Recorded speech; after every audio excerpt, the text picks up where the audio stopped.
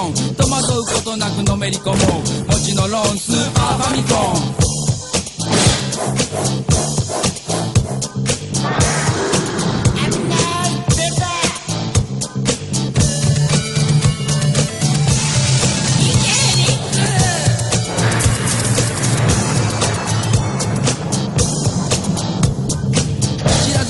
真剣勝負今宵もゼルダは最高潮スーパーファミコンゼルダの伝説ついに出る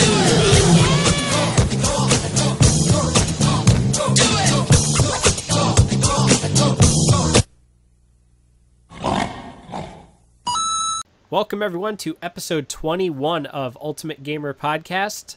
Have Andy. Hello. And you have just watched an awesome commercial that only featured in Japan for an awesome game. Which I don't know why, because I would understand that at the time no one would understand the Japanese, but that's just awesome. It is. It never gets old. You can just play it over and over and over and over. And you know, insane attitudes aside, it's just a funny commercial. Why? Because Japan, that's why. Yes, when Zelda has a manlier voice than Link. A manlier, it's just a voice that does not fit the face, because it sounds like the voice of I don't know, a 70-year-old scraggly angry woman. Yes, who just broke her hip. Oh, man. Yes. Apparently post-editing was not that great in Japan. Oh, no, it wasn't. Especially the fireballs. They're laughable. I'm pretty sure yes. people on YouTube have better skills at After Effects than these guys, but you know what year was this? This was like decades ago. 92, 93, I don't know. Like it was early 90s. Man. That hurts. That hurts. Oh yeah, good times, but you know, I mean that was back in the before time. Yes, the before time when Japan had better commercials than America. America was just a bunch of corporate fucks saying, "Hey guys, buy this." Japan had a whole choreography. Pretty much. So you heard the news, right? You heard it. Come on. Yeah, your freaking Wii. I don't understand No, not about the Wii. I'm talking about Zelda, A Link to the Past, right, the sequel, having a sequel. Definitely brings a tear to my eye, since that was like one of the first Zeldas I ever played before, Ocarina of Time. So yes. that holds a special place in the cockles of my heart, the sub-cockle area. Are we still talking about the same thing? The sub-cockle area? You bet your ass. But that's from the gameplay footage that I've seen. It looks promising. I only hope that, they stay true to the actual, because let's face it, they're going to fuck up the storyline again, even though they tried to make it, passable with, of course. Hyrule Historia. There are 3 timelines. There was a video on YouTube that had Doc Brown explaining 3 timelines. Nice. I don't know if I remember the link. I'll try to, put it in the comments somehow. But yeah, you'll see it, guys. Definitely. But, we'll have to see how this plays out. I mean, one of the big things, and I hope they don't fuck this up, I want absolutely no touchscreen controls. None. I cannot roll my eyes hard enough. Because I have to say, I've been playing the Luigi's Mansion, Dark Moon. They actually did a fucking good job with that. I mean, you rarely ever have to touch the touchscreen, except for that stupid thing where, the professor calls you and you have to tap it every time. You can't just hit the A button. God forbid you use what your finger's already touching. Logic, reason. This is Nintendo, motherfucker. I mean, you get cut in this neighborhood if you do that. Let's just say about 80 to 90% of you playing this game, you're not touching a touchscreen, which is awesome. I mean, I was afraid that you would have to use the stylus to aim your vacuum cleaner. I was like, no, I don't want to do this. No. Luckily, it's not going to be an issue. But let's see how they do it for the new Zelda game. There's no title yet, but from what they're showing, they're going to take advantage of the 3D screen. I mean, I've already seen that where you're having multi-level top-down view with, if you jump on a spring or whatever, you're going to end up flying through with the floors going lower down the screen. It's going to be interesting. It's going to give you a migraine, children. Legend of Zelda holographic dildo. You called it. There you go. So it could fuck your memories. Yes, the suppository of time. No, wait, they already used of time. We had of seasons, we had of ages, we had of time. What else? Of sexes. No. What we actually had, we had Ocarina of Time. We had the, Wind Waker. So I don't know, Waker of the Wind. It doesn't work out. Moonraker. Yes, worst of the Bond films, but might be best of the Zelda names. Legend of Zelda: A Link to the Moonraker. Exactly. I don't know. We're flying blind here. We're still waiting for, Nintendo to give us more information about this. We'll probably keep you updated because we're both ridiculous Zelda fans. So. Exactly. I don't know who is worse of a fan. No, I'm more of an Ocarina of Time fan. You're more of the retro Link to the Past fan. So yeah. Not really, actually. I do love the Ocarina of Time, but I'm more of a Majora's Mask fan. I'm sorry, I'm one of those that loves Majora's Mask. No, I love Majora's Mask. Majora's Mask was brilliant because it was one of the first games that introduced that aspect of, oh my god, I am going to die and there is nothing I can do to stop it. Exactly. You just need to get as much shit as done as possible. Everything in the game is just built across, there's a clock, you're going to die when this hits 0. Hurry up. Yep. That was a game. Hurry up. Exactly, and I mean, it was an excellent game, and in many ways, I think it's a much deeper game than Ocarina of Time will ever be. I mean, it was just immense storylines. From a technological standpoint, of course it was deeper. I mean, you needed to buy an expansion pack to just get the I'm not even talking about graphical or technicalities here. I'm just saying from a story base, there were so many, lives that were being lived in that game, and that you touched each and every one of those lives.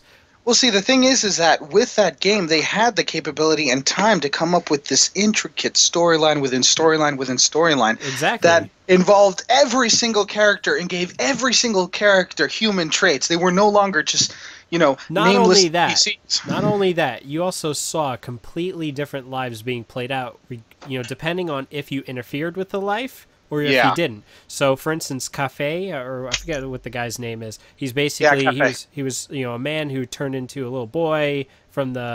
He kept using the Keaton mask. Yes, yeah, I remember. He uses the Keaton mask. Where each day, if you don't carry out, and that's one of the longest fucking. That was the most complicated one because you can only do it after the third temple when you have everything you need to be able to pull it off. Oh, exactly. And even then, you need to focus and use an entire set of 3 days just to get it right because the timing has to be perfect. Yep. And if you get the timing off, even if you're off by 1 minute, you have to restart all 3 days. Exactly. And what are you rewarded with from doing it? You're given the mask. Well, you're given the one that lets you stay up late. The one that lets you, when you have to go to the old lady to get the story time and you can't fall asleep. It's a mask that lets you stay up all night. I forgot the name of that mask. Yes, but you that's also the one get the you couples got. Mask at the end of that. Yes, you get the couples mask. But it was the most convoluted thing because it required so much work because you would have to go to the innkeeper, you'd have to give the guy paper so he could wipe his ass. When I was in the toilet. Then you also have to go the hand out of the toilet, which makes you think, how long has that been there? Exactly. It's like you had to it was just... No wonder the innkeeper's so happy. He's getting a finger up his ass. There you go. Well, I have to spell it out, man. Of course you do. That's your forte. Anyway. But are we going to turn this into a Zelda episode, or what's going on? I want to so badly. We can go on and on, but what I'm just saying is I could do an entire breakdown of why Ocarina of Time is still the single greatest video game of all time.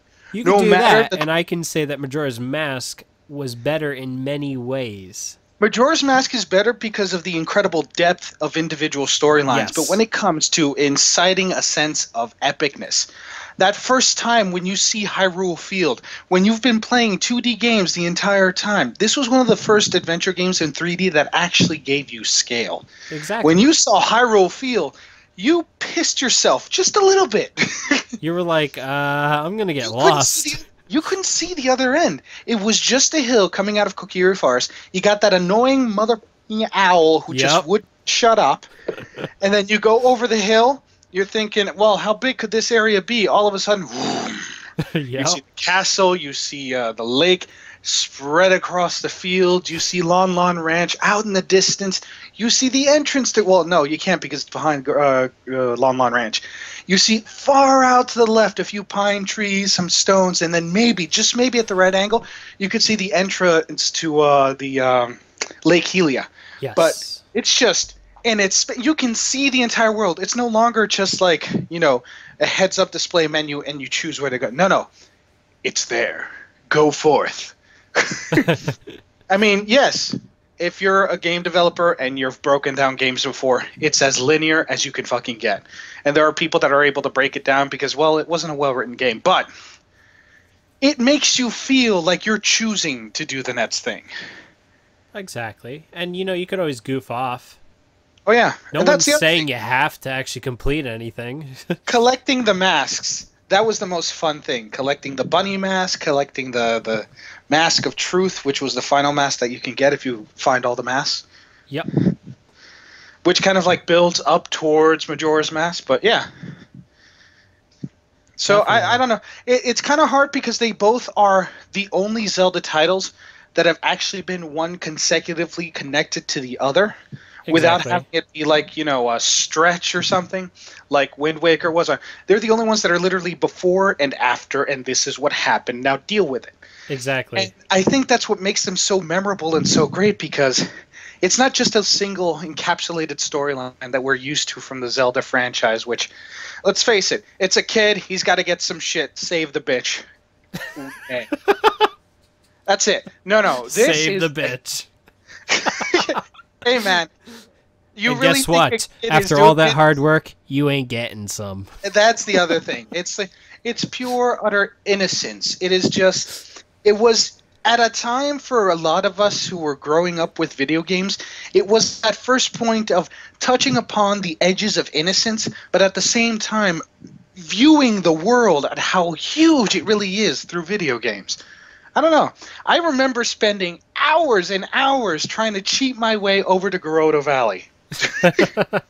Finding every single possible way of doing it without having hover boots or without having a hook shot.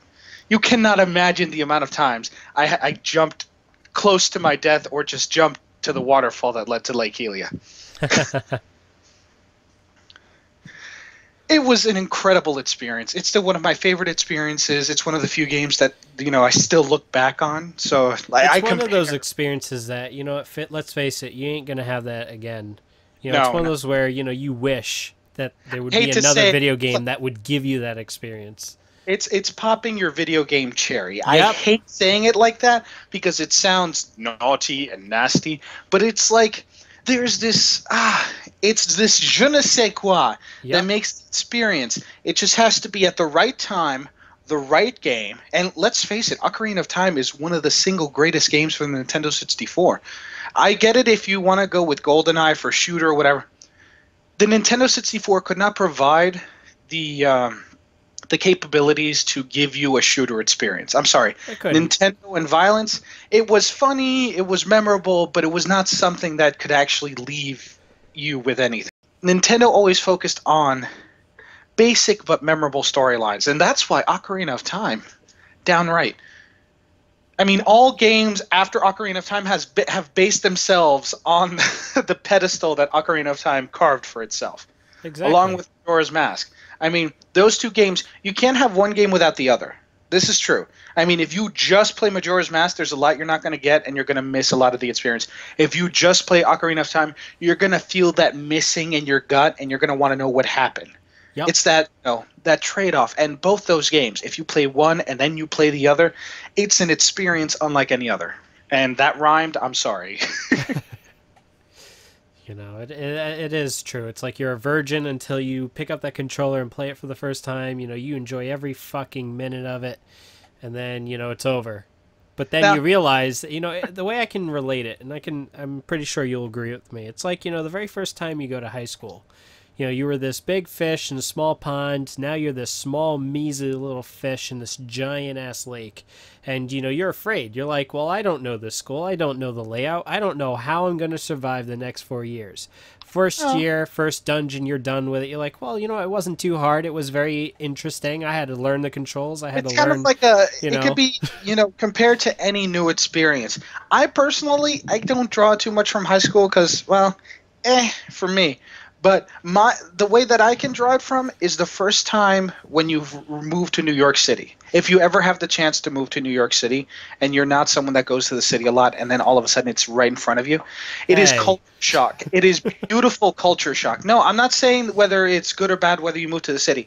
Everyone should at least once in their lifetime live in the city. And so the only reason I say that is because it's an experience in itself, especially if you've grown up, whether it be in a small town or even if you've grown up in a city. There is no city like New York City, and I am not saying it to sound like a douchebag. I only say it because of the incredible culture shock that you get from being introduced to so many things at the same time. For example, my first day of being in New York City, the entire first week I had absolutely nothing to do. I had a comfortable enough savings account where I didn't need to worry about work for like the first couple of months, but the first week I was just taking to myself so I could acclimate. And it's just, you have nothing to do, but the moment you step outside, there is so much to do. The people are different, the air is different, movement is different. You start moving faster, you start thinking faster, and it's the thing where it kind of like affects you in a way that you didn't think it was possible. And it's like whether it be going to New York City and living there for a while or going to another country and living there for a while, I would assume it's that same culture shock that gives you that thrilling edge of discovering something new all by yourself.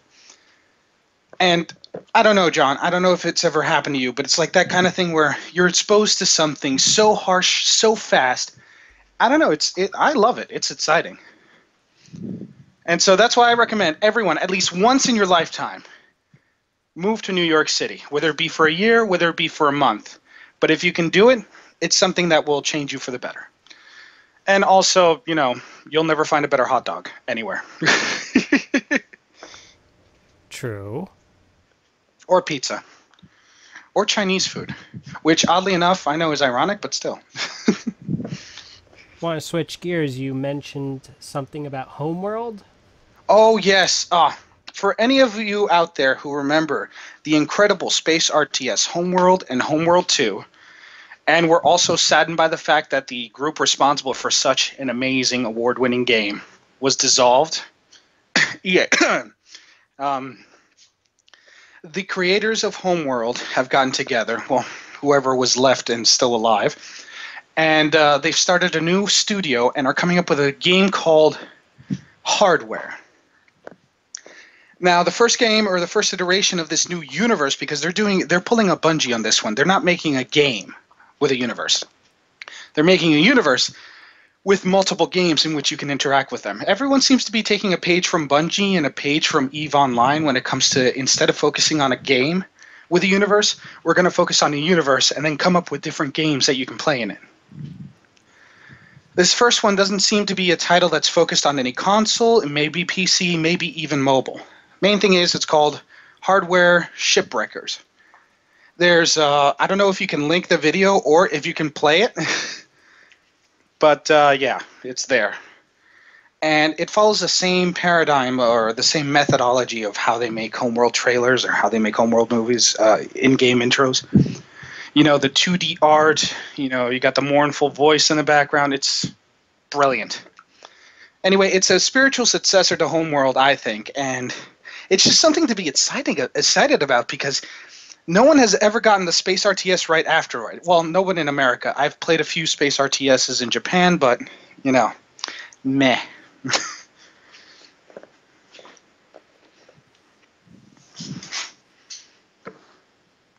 Hello? John? Yep. As always, whenever I get into a tirade, John leaves the room. I fall asleep. No. No, I just wanted you to finish up on everything you had to say about But it. have you ever played Homeworld? Of course, you introduced it to me.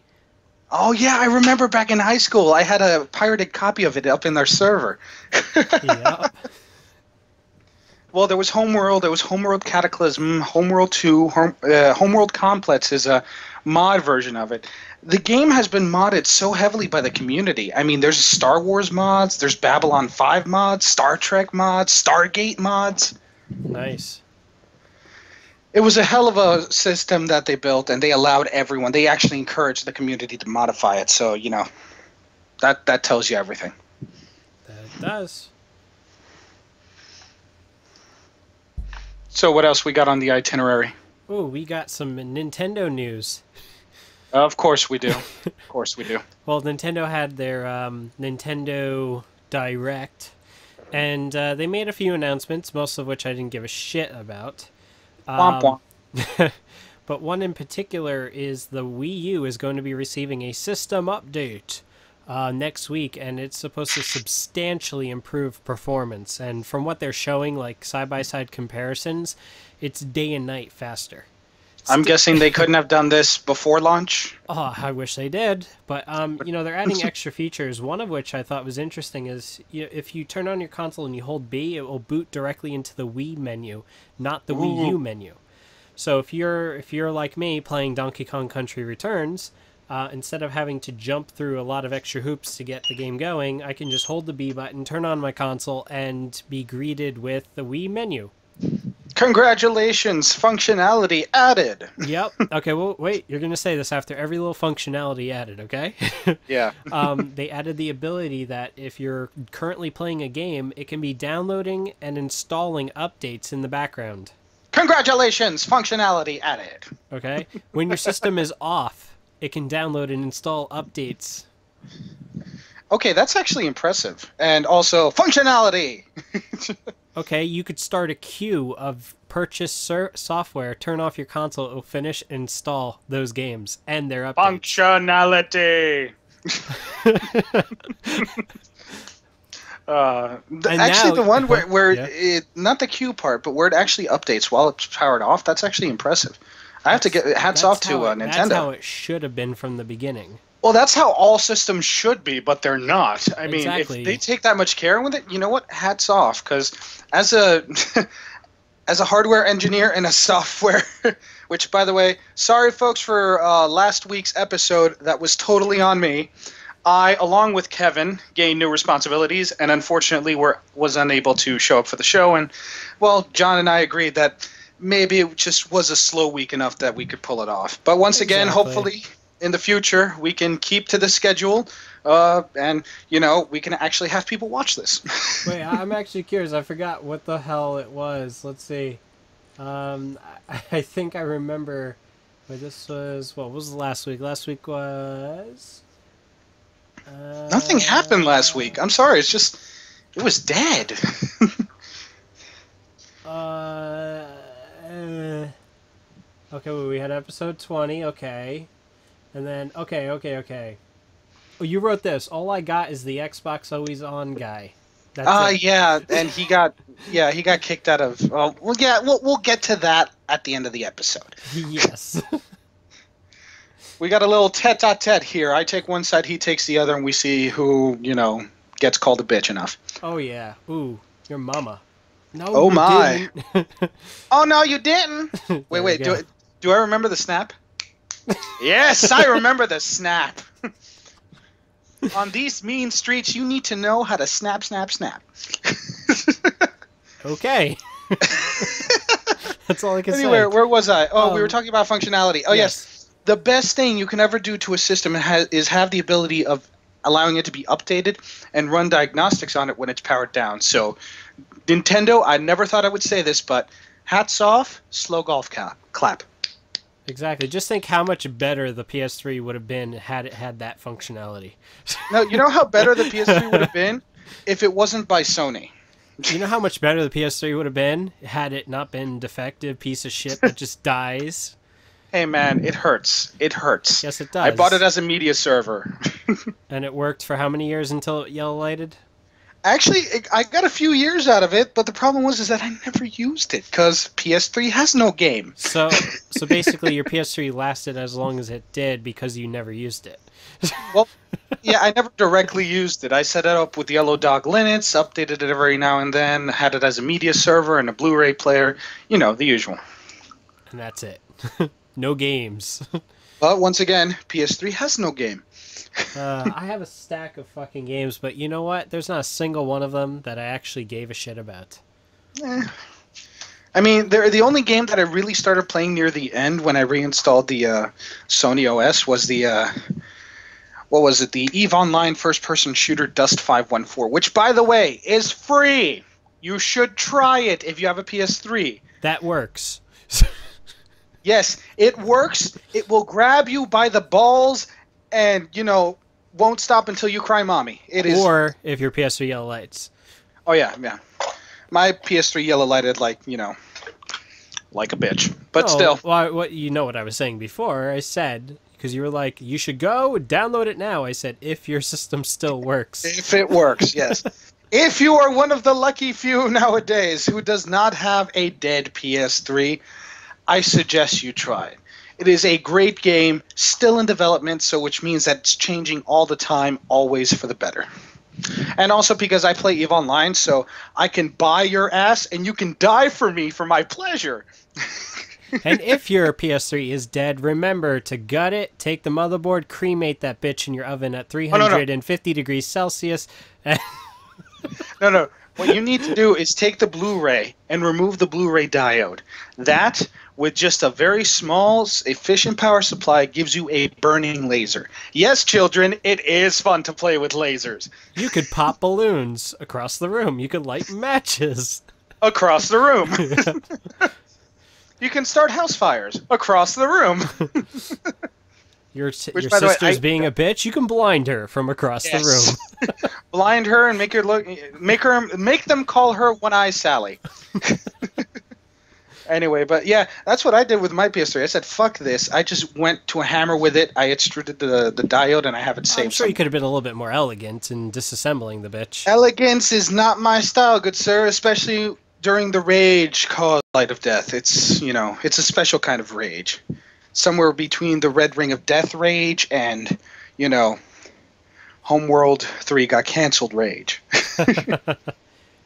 Well, while we're still on this topic, apparently, did you watch my video on the PlayStation 4? Yep. And what did you think?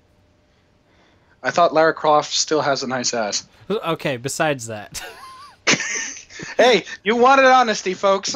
Well, I loved how I schooled someone, right? What happened is this one guy goes and he's like, well, you can't tell me that a PC from 2008 was more powerful. Then I send him a link to an ATI Radeon 4870X2, which was released August 2008. And it has double the horsepower that the PlayStation 4 has. So suck it. Yes. You know what? I have to agree with John here. Whoever called that out, you are a moron. Oh, of course. The PS4 is not impressive hardware standards. And yes, we get it. It's the most impressive hardware setup that we've seen in a console. But then again, it's like being the most impressive tricycle. Yes, congratulations. It's got a moonroof and a jacuzzi. But at the end of the day, it's still a tricycle. Well, then I can make the same analogy to the Special Olympics, but I already have enough death threats on me. I don't need the people who keep stealing chromosomes to start sending me badly written letters. You always take a turn for the worse, don't you? I just love to. I really do. What I was saying is that eventually I got into this whole argument about games. So one guy's like, my investment was Uncharted 1 through 3, which sucked. Womp Last womp. of Us, which hasn't even come out. Oh my god, have you seen that game? That game makes me moist. Hey, that makes me moist. I'm going to say this. This is an announcement on this show. I pre-ordered The Good man. the premium edition of it. Good man. It's Oh my god. It'll be the that first game. disc I put inside my PS3 in maybe 6 months. I saw when someone played the introductory part that they had on a couple of well, basically the only playable thing that they gave out to the public. I saw it. My God, I wasn't even playing it, and I'm a person who doesn't care what happens in movies. I laugh my ass off when I see decapitations and such, and tension doesn't really build for me unless it's a really, really, really good movie. But this, oh my God, it was everything that is great about DayZ has been encapsulated in a single player experience that will make you laugh, it will make you cry, it will make you think about your mother. In a non-sexual way. We all think about your mother in a non-sexual way, but it'll make you just miss her embrace. That kind of thing. It's the kind of situation where you're like, wow, this is making me fucking think about my mortality. It's the game that it's not it's not horror. It's pure survival. And I see a lot of games that are doing that nowadays. Mm-hmm. I kind of like it. I like that churn. I like when people are trying to give people the challenges of basic survival and providing them this canvas, this world to, go at it. Why? Because that's when gamers create their own experiences, which exactly. I got into before. Hey, I mean, if this is going to be the old school Naughty Dog that actually makes a reasonably good game, hell yeah. It better not be the shallow, stupid-ass shit that we saw with Uncharted 1 through 3. Uncharted 1 wasn't that bad, dude. It was actually bad. Honestly, it was the most boring shit I've ever played. I'm going to give my hats off to Uncharted 1. 2 was a letdown. 3 was boring. I give you. 2 was basically 1 with new locales. There was absolutely nothing new about it. We come to a disagreement, good sir. An impasse, as it were. I say it was worthwhile to play at least once because it was an interesting experience. I played it once. I don't remember anything. Okay? Because it wasn't that memorable. Well, you, sir, are not the target audience. No, but hey, I was more emotionally attached to Tomb Raider than I ever would have been. That's because she had tits, okay? We're all emotionally attached to tits. We love tits. I felt bad for her. Look, there's a big difference, okay? Honestly, if anything, I was purposely making Nathan Drake jump off a cliff because I wanted him to die. Well, you're a sadist. There's a difference, friend. No, but whereas with, Lara Croft, I wanted her to survive. With that simply because that the emotional investment that you put in a character like Lara Croft comes from the shared experience, that humanization that they add to the character. She's getting raped, and I feel like I'm getting raped as well. You mean like that, or? Hey, that's just me, but that's beside the point. The main thing I was trying to get at is just when they take the whole adventure aspect, the whole methodology of how to create an action game that's cinematic, like they did in Uncharted, whether you like to admit it or not, it was an interesting experience compared to how games were set up, adventure games were set up before, and you give it that humanizing touch of, I'm not going to say a deep character because let's face it, Lara Croft is not a deep character. Oh, sure she is in bed. No. I know that was elementary for even myself. Yeah, bad form, Peter. Bad form. But but yeah, it's kind of the thing. It's not a very deep character, but it gives the imitation of depth. Of course, it gives this. Honestly, when she's clenching her stomach because something just pierced it, and I don't mean someone's meat. You really start to feel for her. You want her to survive. She's a vegetarian. Yes. Yeah, no. The joke was it passed too long. But yeah, you're right. It's just those small details that provide a sense of humanization that causes a person to become emotionally invested in the character. Exactly, and her face looks concerned. She feels bad. She's like, holy shit, I'm afraid of this place. Where Nathan Drake's like, haha, I'm a douche. Yeah, but we're getting really good at that. And I find it incredible that we're becoming real artists when it comes to changing people's emotions with video games. I think with this, people will now finally start seeing video games as the art form that they are instead of No, I shall never join your cult Andy. I will never join the cult of Games David Cage. Okay? Whether you like it or not. Okay, look. Books don't have emotions because there's no pictures. I never said it had anything to do with looks. You played Kerbal Space Program. It Yes. captured you, didn't Yes, it did, while Did it they're have a falling story? for their death. Did it have a story? No. Does it have a goal or a purpose? Yes. No, it doesn't. Yes, you want to go to fucking space. That's what you want. That's not what the game tells you to do. That is the power of art. It gives the player a canvas to do with what he wishes. And you, sir, choose to go to space. The first time I played it, I made a rover, or I made a small plane, or I made a jet plane that got me to the other side of the planet. It wasn't until later that I got into space. Other people... You've always had your heads in the clouds. Other people that I've spoken to that I got them to play the game, instead of that, figured out ways of making submarines by sliding into the ocean and then using propellers and propulsion systems to keep them underwater. See, that's ingenuity, man. Sure it is. And that's art. Well, that's Why? the same thing as like Skyrim or something, where it's open world. You can do whatever the fuck you Skyrim want. You is don't have to for play by the people rules. high If you want definition. to waste an entire village, go right ahead. Skyrim is a digital canvas for people to put high-definition tits and tassels on everything, okay? You know it, I know it. But yes, it is art. It is an incredible story of the age of the Dovahkiin and Fosroda this and Fosroda, but at the end of the day, it's something that is still constricted by the creators. It's still something that, you know, you need to follow this, even though it's an open world. This and this have to happen. You need to finish this quest, etc., etc. All games are like that. But you become emotionally invested in the things that have nothing to do with the main part of the game.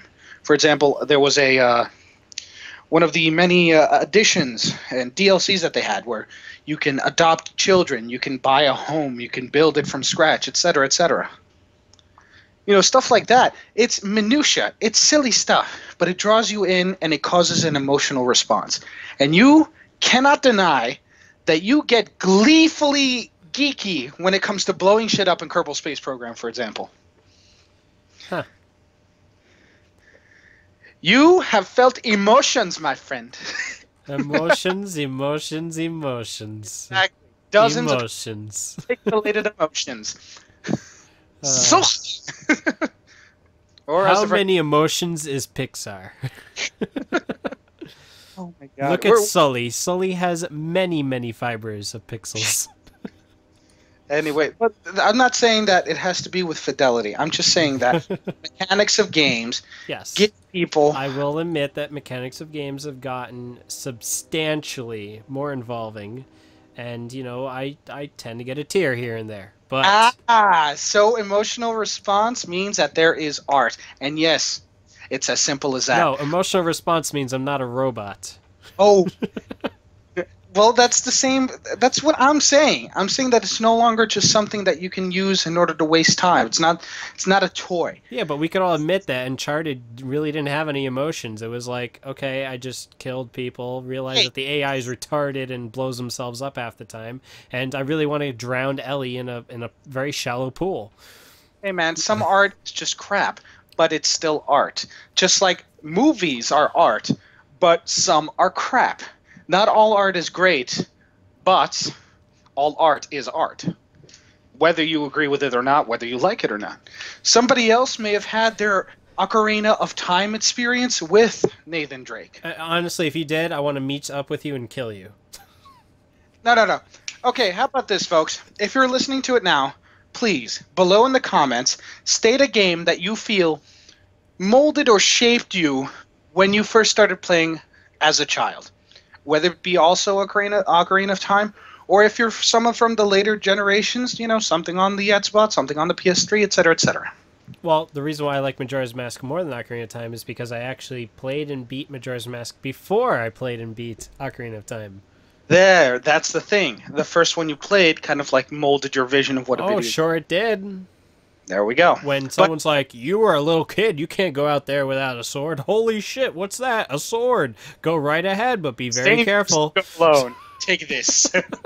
But anyway, no, I want to do it to see if people actually post information. I want to know what your viewers actually take away from their first big game experience. And every gamer will remember their first big game experience. You know what I'm talking about. Everyone knows it. Exactly. So, But honestly, if you say Uncharted, I'm gonna hit you. no, if you say Uncharted, we'll get you on the show and find out why. Yes, and we will debate it to the fucking death.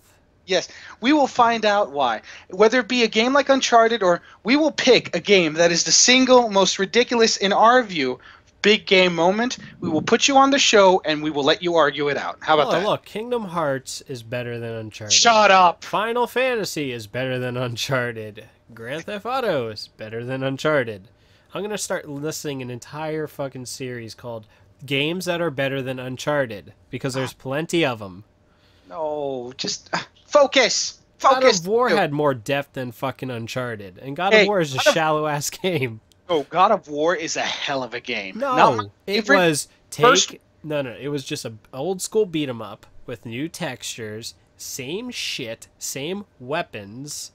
Yeah, but the problem is that game didn't hold back. Nobody thought it would ever get a sequel. Nobody thought. So when you finish the game, it is a game that has a beginning and an end. It has a conclusion. It is a story that's satisfying. Yeah, but it is an experience that makes you feel, yeah, kill things, rip them, use their head to impale them again. Yes, I know it was gratuitous violence, but you know, I mean, the only reason why you say you like the series is because you loved the ending of number 2, where you had to battle a giant boss with massive titties. I'm not a fan of the series. I just like the first one. The second one was kind of like shitty, and the giant titties thing. If I want to see fucking that, I'll play Dante's, which is even worse. And I have yet to see breasts in video games that are worthwhile. I'm sorry.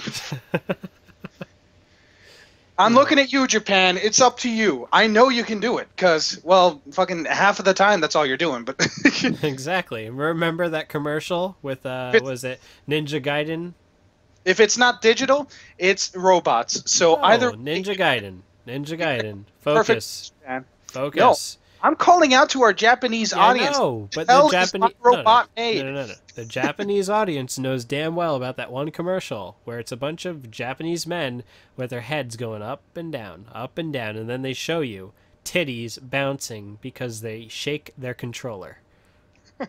Okay, you could shake Emotions one. You by could shake. Pixel. Yes, you could shake one side of the controller to only jiggle one tit, or you can shake them both.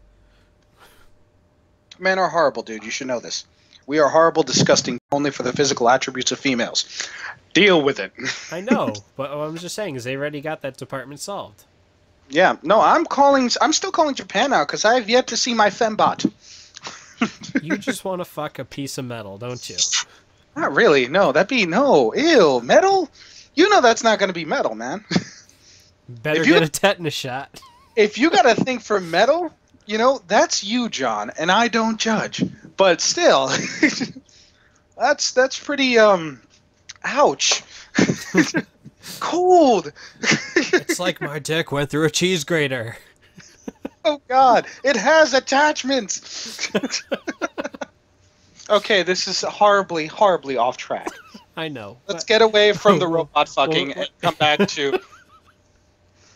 We're going from robot fucking to EA lawsuit from Madden Doubles Payout. Now, This is a lawsuit that's been going on for quite a while, and I'm surprised that there's an update on this. But basically, what happened was EA, knowing how, antitrust they are, the ones that basically were anti-competitive by shutting down Sega's sports division when it comes to football. Womp womp. Yeah, EA is an asshole. They had the exclusivity of the NFL license at their disposal. They basically have been sued, class action lawsuit, and they lost. So the payout currently is $20 per game copy that you would have for an Xbox, PS2, or GameCube. So any of the games like that, right? And it's like $6 a copy for anything that's on the Xbox 360, PlayStation 3, or Wii. Now, my brother owned Madden's 2005 through, I think, like 2008 for like GameCube and PS2 and such. And then he owned the rest for the Xbox 360. So you can safely say that we are collecting well over $100. Thanks, EA. You finally did something right. So, for all those who don't know about it, and I'm pretty sure there's a great chance that at least one of my listeners has a Madden game, but I'm going to put a link in the description where you can actually file the claim. And then again, if you were dumb enough to buy a Madden game, you had it coming. Hey, look, no, I didn't have it coming. If anything, you basically, this is rewarding stupidity. But yeah. No, you had it coming because honestly, if you're dumb enough to like Madden games, you're probably not employed right now. Dude, you're a little what? harsh. I'm serious. It's harsh, look, but it's true. Don't get me wrong. Hey, my brother is like an animal when he plays Madden. Like he's pretty good at it. But honestly, I hate sports. I'm not gonna say anything, but I hate sports. But I don't care either way. The main thing is, a sports video game is not a video game. It's a simulator. Let's face it this way, right? You're going to get more money for holding on to that copy than GameStop would ever give you. That's true.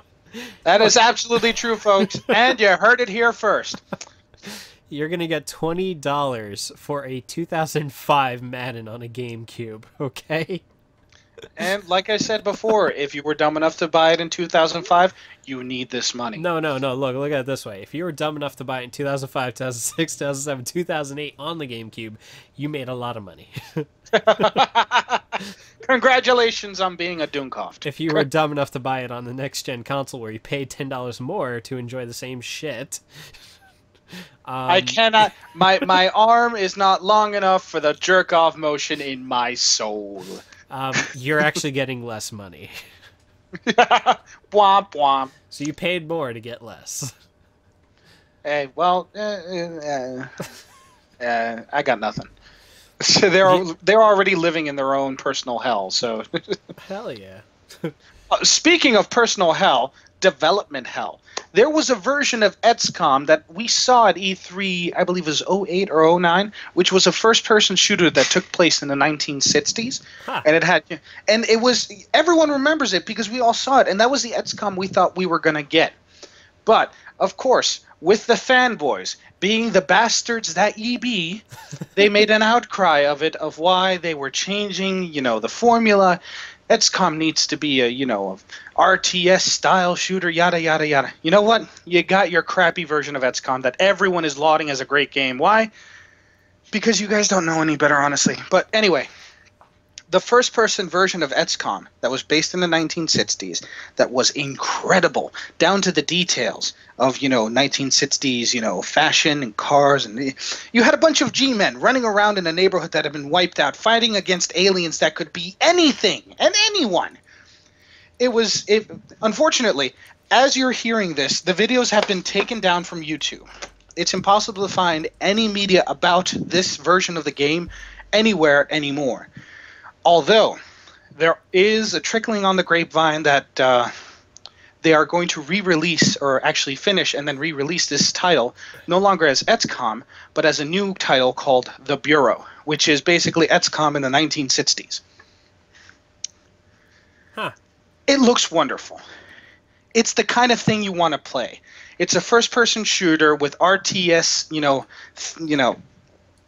style gameplay when you're not in the main game itself. You got all the strategic choices you have to make, whether you help a country or not, whether you get funding or not, whether you can train someone or not, and if they die, they die, and you have to train somebody else, etc. Huh. It's, everything you love about XCOM, but in a first-person shooter set in a setting that just grabs you because it is just magically done. And this was in a fucking teaser demo. So, unfortunately, if you find anywhere where you can find video of this first-person XCOM shooter, good luck, download it because it's probably gone within the next few, days. When it does come out as The Bureau, which I'm hoping, and I have my fingers and toes crossed, it'll be one hell of an experience. That it will. Anything else from the Nintendo front? No, but we have an always-on debate. You and me in the parking lot right now. Let's do this. Take out the shivs, boys. I still don't understand what the whole dilemma with this was. I mean, I get it. We gamers are the bitchiest bunch. We like to make an issue out of everything. But this, I really don't understand. If you haven't already figured it out, I'm on the side of always on. And I'm on the side of no. Fuck. And this is coming from a guy who, unofficially and allegedly, I haven't paid for a piece of software since the year 2000. I'm a person that is pro freedom of information, pro pirating, pro BitTorrent. I love me some BitTorrent. It is delicious. That it is. But we live in a world where we're always connected. Whether it be through your cell phone or mobile device, whether it be through a mobile 4G hotspot you carry in your pocket, whether it be on your computer or tablet, you're always connected. Your Xbox 360, can you ever say that you've played your Xbox 360 disconnected from Xbox Live? I have. Not you, John. You're weird. I have. I haven't. While I had my Xbox 360 before I got the Red Ring of Death, and I just didn't care enough to get another one, I always played it online because that's what you got it with. That's why you bought it. I can safely say that I've never paid once for online. Oh, that's a shame. That's but anyway, it's shit. Not really. I like the experience. The Xbox Live experience was actually better than the PS3 experience. It was more well-rounded, more well-built, more easily accessible. Now, the PS3, when have you ever played it offline? I have. Once again, John, you're just silly. But still, for those of you out there who are listening in, when you go to your console, when you go to your computer, when you go to any form of media that you use to play, anything, movies, music, when is it not connected to something? Whether it's actually sending information or not is not what I'm making this out to be. What I'm saying is, when is some device that you're using not connected to the internet in one way or another? I mean, it's not that big of a deal. Sure it is. DRM can always be outright shut down. There's well, look at the whole fiasco with SimCity. Okay, SimCity was just really bad planning. Either way, I don't give a shit. It shouldn't have been always on.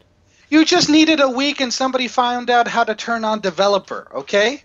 And what happened? You can play it offline better, faster. Congratulations. My argument is for the average Joe jerk consumer who decides, you know what, I'm going to bring my Xbox 720 with me to my lake house that doesn't have internet. And I feel like, you know what, I'm going to actually play a single-player game. Oh, shit, I can't. I'm going to have to leech off if someone else has wireless or whatever to be able to log into my game. If you're Joe Schmo, you already have wireless. Okay, here's another situation. Windows 8. As much as I love Windows 8, here's one fatal flaw, and I think Microsoft is a dunkoff, as you always say, for doing this. Duh. Well, basically, when you buy any of the applications, if it's a trial mode and you bought, you know, the full version, or if, let's say, you're like Pinball FX 2, you bought a table, you know, you download it, you paid for it. I went on a plane to Las Vegas. I could not play anything that I purchased while up in the air because I didn't have Wi-Fi. Okay, that seems a bit harsh. But that's what always-on DRM is. You know, it fucks over the consumer and forces them to always have an active online experience. You know, that doesn't necessarily have to be. No, this argument isn't about always-on DRM. Don't change the subject. That's what it is. We're talking about the fact that one guy from Microsoft, who got fired, by the way, his ass was kicked when he said this. He was fired because of how he said it. It's not what he said, it's how he said it. No, it doesn't matter how he says anything. People like to bitch and moan, and unfortunately Microsoft, like every other corporation on the planet, is one fanny-ass bitch. The moment anyone says anything negative about them, someone needs to get fired, someone needs to be liable, and they need to get money somehow. And that's how it always happens, and that's how it always will happen, which is why corporations are the single most cowardly entities on the face of the planet. You work for one or you buy from one. That's all they're good for. At the end of the day, a corporation is nothing but a mass of shriveling, old, dying, cowardly men. And some women, depending if they're dumb enough to actually work for corporations. I'm sorry, but women get the easy part of it. They either become CEOs and change the entire paradigm of a corporation to become something completely different that no longer fits into the paradigm of what you call a corporation, or, you know, they don't. Men, on the other hand, let's face it, When we have power, we want to keep that power. When we have money, we want to keep that money. That turns us into old, shriveling, useless men. Or not so much men, useless, shriveling husks of what used to be men. Yes, also known as old money. Or new money wanting to be old money. Oh, I gotta have my Chardonnay in my Rolls Royce. Delightful. But still, that's what we're looking at here. And unfortunately... I know, but we're changing the argument, though. Now we're talking about business tactics rather than Well, what is good for the consumer. When you go home and you want to play Grand Theft Auto 5, do you want to just hook it up online and download an update, or do you just want to play it? I, myself, want to just play it. I don't want to have to deal with being online. Let's just say I bought a brand new game on day of release and my internet went out. Oh, great. I can't fucking play it. I'm saying there is a possibility. Our internet infrastructure is nowhere near as good as Korea, okay? Not unless you live in Provo, Utah, Austin, Texas, or Kansas City. You motherfuckers. 1 gigabit internet up and down, baby. Please, if we can all band together to get Google to give us fiber in the metropolitan tri-state area, please, people, if they let's do work that, together. Just remember, Cablevision, Verizon, and Comcast and Time Warner Are out. They're all gone. They are There's out. no competing with this. No longer paying ridiculous fees for shitty internet. The same internet that you're paying a ridiculous sum of money for each month, you would get for free. And if you want to get good internet, and I mean so good, it makes you moist like a mother. 1 gigabit up, 1 gigabit down, tested, true, no lie. The only unfortunate side effect is that you can't have a server. Google. Eventually, we will be owned by Google. And you know what? It's a future I kind of look forward to. It is a future that I want. I mean, yeah, it's going to be like the ever-present watchful eye of Big Brother, but, dude, 1 gig up, down, everything in the cloud, a free terabyte of cloud storage. I never heard of that. Go Seriously? to Google Fiber right now, folks. I'm not lying. For all 3 versions of their service, whether it's free, yes, I said free, whether it's paid or paid with television, you get 1 terabyte of cloud storage for free. Shit. And if you have 1 terabyte of cloud storage with 1 gig up and down, folks, you do the math. I know. It got me moist. Nice. Makes me want to move to Provo, Utah, in the middle of fuck nowhere. Heck, it makes me want to move to Austin, Texas, the land of everything I despise and hate. It's brilliant, really. But anyway, that's beside the point.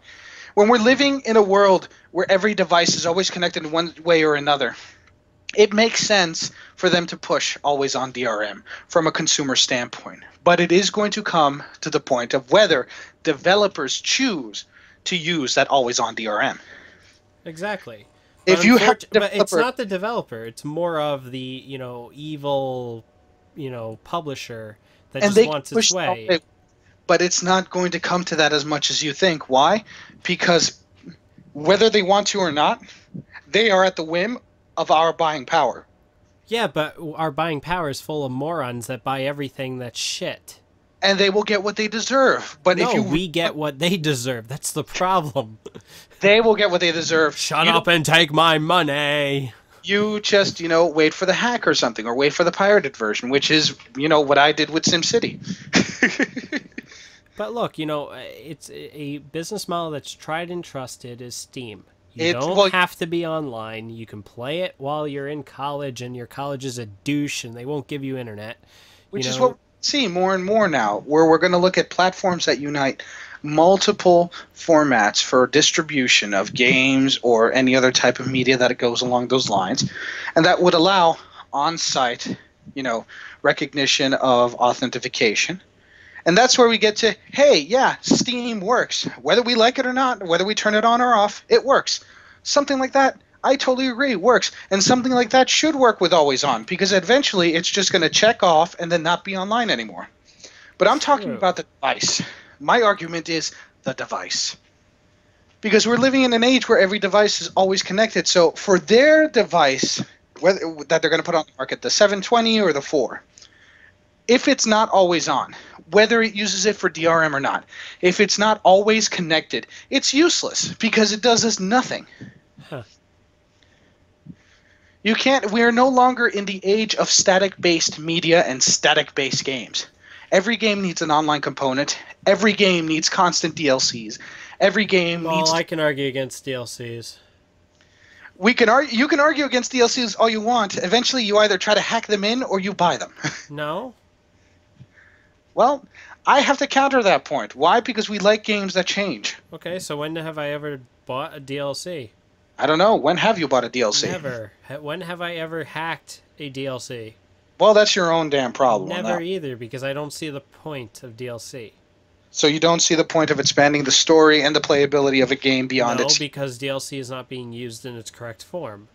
Obviously, when you go to the economics of it, of course it's not being used in its correct form, but I'm talking about the gameplay, mofo. I'm talking about the expansion of the story. So why can't we be sold the, the complete... You played Mass... Yes. Did you ever play any of the DLCs? No. Then you obviously missed a huge chunk of the story. Well, then that's... No. Because I don't believe that, the story should be concealed. You're like that guy in Reservoir Dogs who does not believe in tipping right now. Honestly, I don't. If the waitress is a bitch, I ain't giving her a tip. Oh my god. And you know how he ended at the end of the movie. I'm just saying. I know, but what I'm saying is true. Logically speaking, you only get it. A tip is not forgiven. It's not that you're gonna get it no matter what. You have to earn your tip. You have to be a nice person, do your job right, go above and beyond, and you're gonna get yourself a tip based on how well you performed. It's more or less like a survey. If I think you suck, I'm giving you zeros. Just looks at you angrily and says, just give the fucking dollar.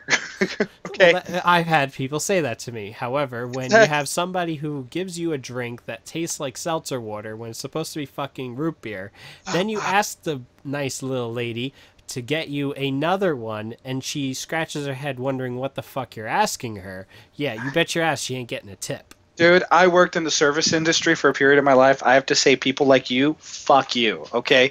We get it. We're there to serve you, but there's a point where serving you becomes you fetishizing that scenario just to get whatever kicks you get out of bossing other people around. No, honestly, I don't. Yes. Far from the truth. That is the only way I have ever seen that. Here, look. I went to, I'm going to admit it, I went to a shitty place, also known as Hooters, and this one girl's Hooters are probably bigger than her brain, but the problem is, when I ask, I say, oh, can I please get a different drink? This tastes like seltzer. She says, okay. 20 minutes comes back without my drink, and when I mention it to her again, did you get a chance to get my drink? And she's like, oh, I forgot. Let me go get that. 20 minutes later, still no fucking drink. You can kind of see my point. There was almost no one there. How can you forget? It's things like that. I don't boss anybody around.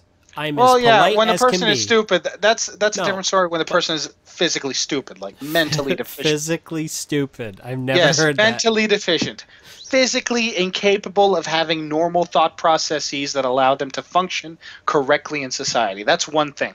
But I'm talking about a person that actually serves you. Whether it's tip worthy or not, whether you think they give you the business or not, if a person gives you the food, does it on time, whether it's nice or not, either way, if the person does their job, if someone tip makes is you usually feel, the only. No, look, if someone makes it pleasant for me to be there, and as I'm saying, I'm not barking orders. I'm as simple as they can be. What do you want them to do? Go under the table and blow you? I mean, come on. Hey, if they did that, they would get one massive tip.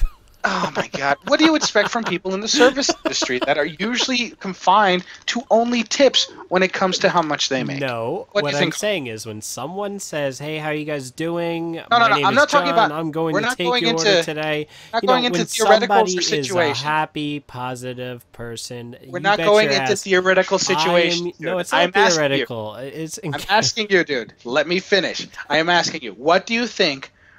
To the percentage of people in the service industry whose entire income is based on tips, whether they're able to work to their fullest or not, whether they're able to do something depending on whether they have personal or emotional problems previous or before or after their jobs. What do you say to that? Do you think that's still fair to not give them a tip if they don't service you well, even though their entire reason for being there is just tips? Yeah. Man, thank God you never had to work like an actual job. I worked an actual job, so go fuck yourself. Now, you worked at a kitty fucking store, okay? There were no tips. There's nothing. You just had to keep the aisles clean. I had people fucking offering me tips, even though we weren't allowed to accept them. Get this, Congratulations. I'm a cashier You're white. at that time, and I was getting tips. Congratulations, you're white. People give you money. That's how the world works. Get over yourself, okay? You've never actually had to work a job that was Sure I have. Physically Sure and I mentally. have. I have 3 jobs right now, okay? Congratulations. So, 2 no. of them are not reported, lest we forget. Oh, no. 3 of them aren't, so technically I have 4 jobs if you count YouTube. I cannot roll my eyes hard enough. No, sir. No. But, Anyway, we've sidetracked. No, we didn't. All I'm just saying is that I am a hard worker. But when I see someone else rolling my eyes. Can you let me finish? I'll let you finish. Go ahead. When I see someone who is trying to be a hard worker, you bet your ass I'm going to go above and beyond with that tip. I mean, I've given generous tips. I mean, ridiculously generous. We're talking about 50 to 60% tips. Things that are not normal. I've given because someone had a smile, made my day, and that's what I'm saying. It doesn't take a lot to please me. If you say, "Hi, my name is Bob. Can I take your order?" Yeah, we don't have that. We don't have that. Something like that. You ain't getting shit. If you spill something on me, that's not going to affect your tip because I don't base it on there. If you make a mistake, shit happens. We're all humans. But what I'm trying to say is, if you are a positive person who, pretends that they enjoy their job, you're getting a good tip. If you intentionally make my day hell, you ain't getting shit. I'm extremely reasonable. Is that okay for you? Indeed, good sir. And by the way, since instead of my usual jack-off motion that I would have during the entire tirade, I am instead saying indeed and holding a pipe that is in fact blowing bubbles. So you're basically like the lulz boat. Indeed, good sir. It's all about the lulz. So we ended up turning our debate from always on to whether or not you should give At a the end of the tip. day, my position is if the device is already always going to be connected, and let's face it, you're going to be using an Xbox 7 or whatever, or PS4 on a plane, that's your own damn fault. Hey, if you're able to use that shit on a plane, congratulations. I want to know how Yeah, you stop did it. flying Virgin Airlines, asshole. But yeah, that's my position. Your position? My position is that always on should not be a requirement for the foreseeable future. It's, wait until the next generation after this upcoming one, then I can kind of see it. But right now, the infrastructure is just not there. Lest we forget that you and I happen to live in an extremely competitive area for internet. That's I have true. family that it's DSL or bust. They don't have any other fucking choice. So Yeah, it's they have to unfortunate. deal with 1.5 megabits per second down. Oh, God, Okay? it's painful. Exactly. It's painful to hear. So do you want them to be forced that, well, I like that game, but I can't buy it because I don't have a fast enough internet connection to actually download it within the next 2 weeks? Remember, I'm inhuman. I want them to suffer. That will teach you for living in a bad area. Exactly.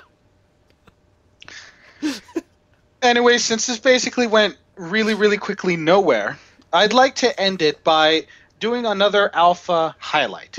Okay. And the alpha highlight of this week is, well, it's not really so much an alpha. It's an actual full game now. It's for $17.99. Signal Ops. It is a cartoony, Cold War-esque, kind of like pixel-shaded cartoony first-person shooter from a third-person perspective. Huh. Here it is. It allows you to control multiple people by positioning them from a first-person viewpoint while you're watching through their eyes on multiple screens in your console. So, you take control of one person, make him walk one way, and then take control of another person and put them in another position, etc., etc. There are videos available on YouTube for Signal Ops, and there is a website for Signal Ops as well. It probably, I don't know, Jack Almighty can paste the this hyperlink I have. I'm going to give it to you Is that now. your jack off motion you were talking about?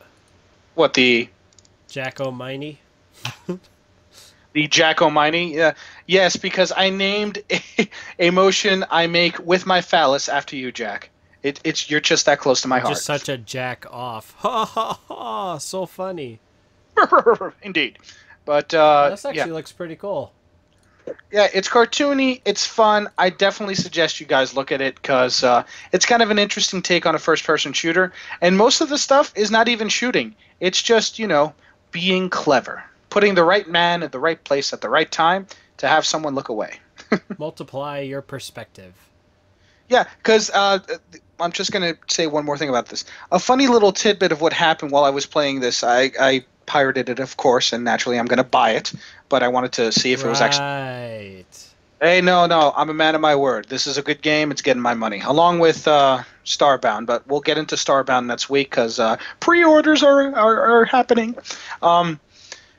You have to get past this one guy who's just standing there looking at a piece of art that's on the street. But you can't shoot him, and you can't punch him. You can't do anything. So you have one man start a conversation with him. He turns around and is talking to him, while you have the other gentleman with ladders and sensory equipment passing behind him so they're not seen. It's just silly things like that. Huh. It's a whole game of espionage and misdirection, and it's just a very worthwhile purchase because these people are doing some good work and these people need some exposure. So, once again, the link will be somewhere near the video or the description or something. Jack, you have it. Yes. And try it out. It's $20. What do you got to lose? But $20. Okay. Anyway.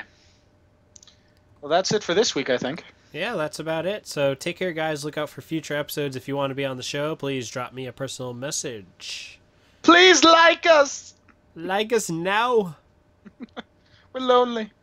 Apparently so. We would like to have a threesome on this podcast, but unfortunately it hasn't been the case for the past 2 episodes. Womp womp. Tell them to stop having a life. God damn it. Damn them and their lives and work and silly things like money-making schemes. What are they trying to be, an American? Damn your Americanism. Well, take care, guys.